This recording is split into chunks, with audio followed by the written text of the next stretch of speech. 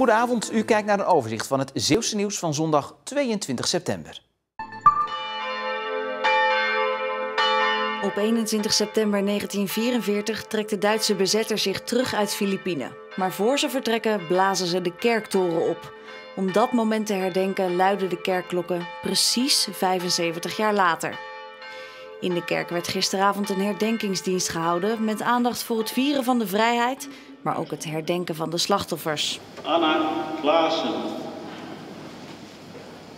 Erna de Krijger.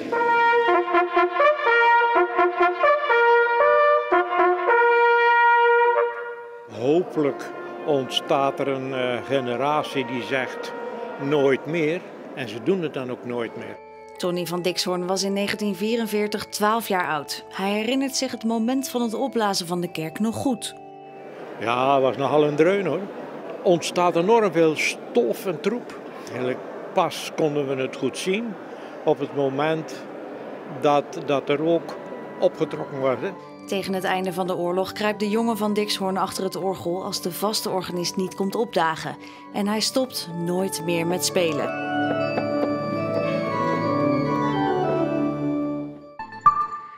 Duikers hebben tijdens een controle babyoesters gevonden op de bodem van de Noordzee.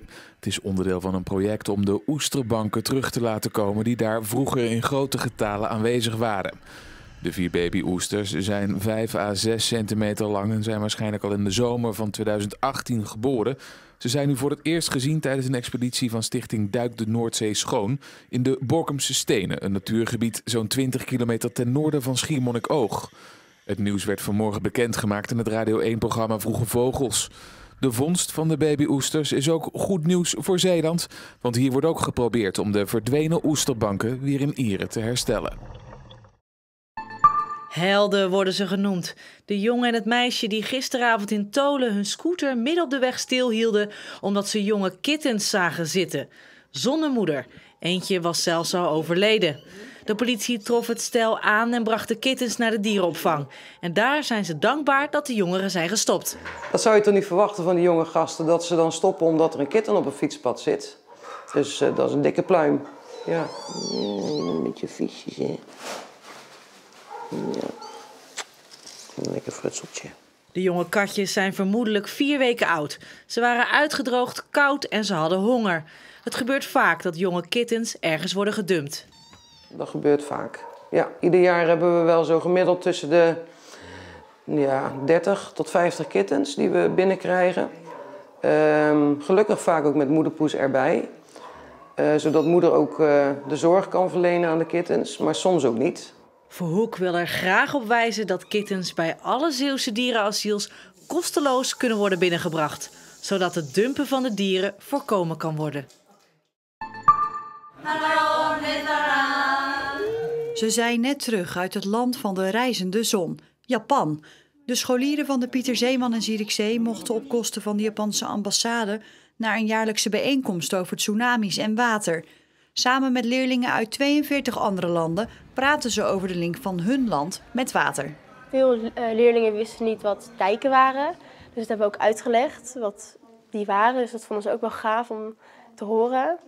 We hebben vooral geleerd om bewust te worden dat er tsunamis kunnen plaatsvinden daar bijvoorbeeld. Want als je daar rondloopt, denk je daar eigenlijk niet over na.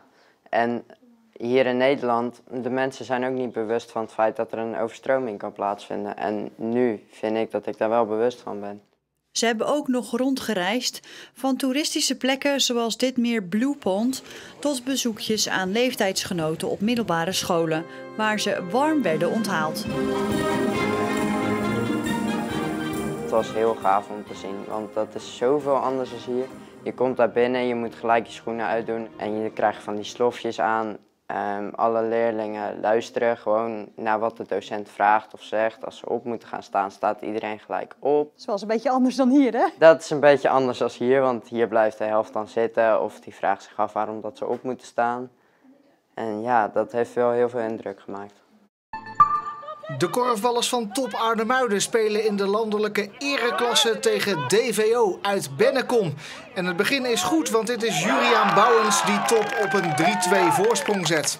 De ereklasse is het hoogste landelijke niveau en dus sterke tegenstanders. DVO verloor ook de eerste 2 wedstrijden, net als Top in deze competitie. Maar het kan zeker korfballen, laat Gert-Jan Meerkerk hier zien met de 4-4. En dat is ook de ruststand. In de tweede helft blijft Top moeite houden met scoren, maar komt DVO wel op stoom. Dit is Chris van Haren die zijn ploeg op voorsprong brengt. En het is de val van Top die is ingezet. Zeker als Jurgen Jansen ook dit soort ballen gaat missen, dan weet hij zelf ook dat het een moeilijke middag gaat worden. En dat wordt het ook, want DVO loopt in de slotfase ver weg bij Top. Uiteindelijk stopt de teller na dit doelpunt van Meerkerk op 11-21. Een dikke nederlaag dus voor Top, ondanks een goede eerste helft. Ik had in de eerste helft gewoon het gevoel van, joh, er liggen hier gewoon mogelijkheden. Ja, dat is gewoon jammer dat dat dan in de tweede helft van een gelijkspel zo wegloopt. Dat is duidelijk. Een uitgebreide samenvatting van Top DVO zie je straks in Omroep Zeeland Sport. Daar ook aandacht voor de Zeeuwse voetbalderby Hoek-Goes.